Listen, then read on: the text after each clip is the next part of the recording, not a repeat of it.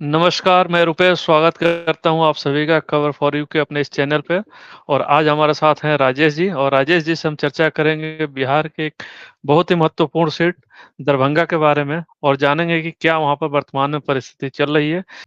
बहुत बहुत आभार रुपेश जी। और दरभंगा सीट बीजेपी के लिए उस समय अपनी सीट बनी जब कृति आजाद पहली बार 1999 में यहाँ से लोकसभा चुनाव जीते थे भाजपा के टिकट पर। जी। कृति आजाद के पहले भाजपा यहाँ कभी नहीं जीती थी। और इस सीट की एक और विशेषता बता रहा हूँ कि यहाँ पर मुस्लिम या ब्राह्मण यही जीतते आए हैं। तो मुस्लिम और ब्राह्मण चेहरों के बीच में यहाँ हमेशा लड़ाई रही चुनावी समीकरण में, दांवपेच में।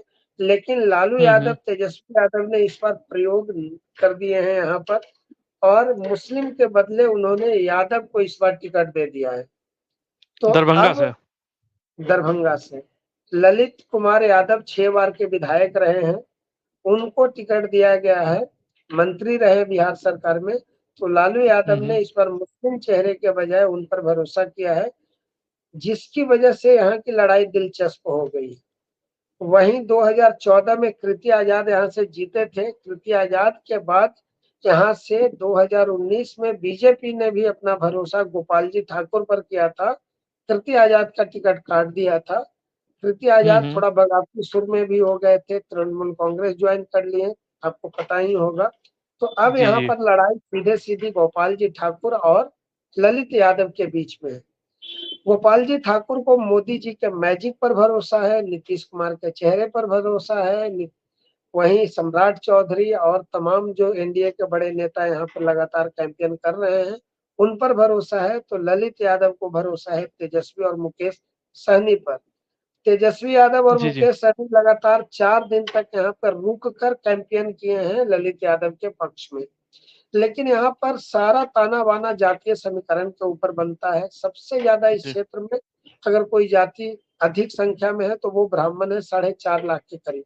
उसके बाद दूसरे नंबर पे यहाँ जो जाति सर्वाधिक संख्या वाली है वो मुस्लिम है, और मुस्लिम की संख्या भी यहाँ पे लगभग 3.5 लाख के आसपास है। वहीं यादव 1,60,000 के आसपास। वहीं भूमिहार यहाँ पर 1 लाख, राजपूत यहाँ पर 1 लाख, 2.5 लाख के करीब SC ST समुदाय के लोग यहाँ पर हैं।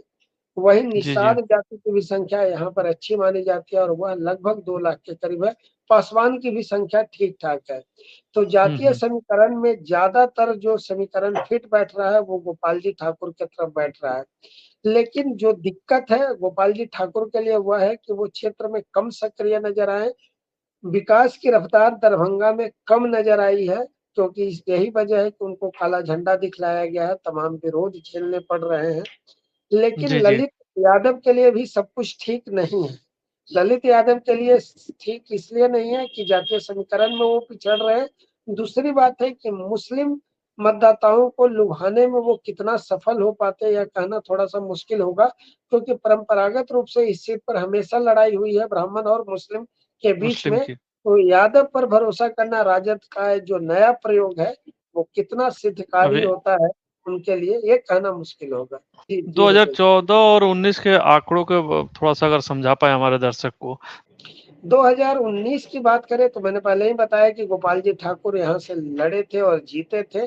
उन्होंने उस समय अब्दुल बारिक सिद्दीकी को हराया था।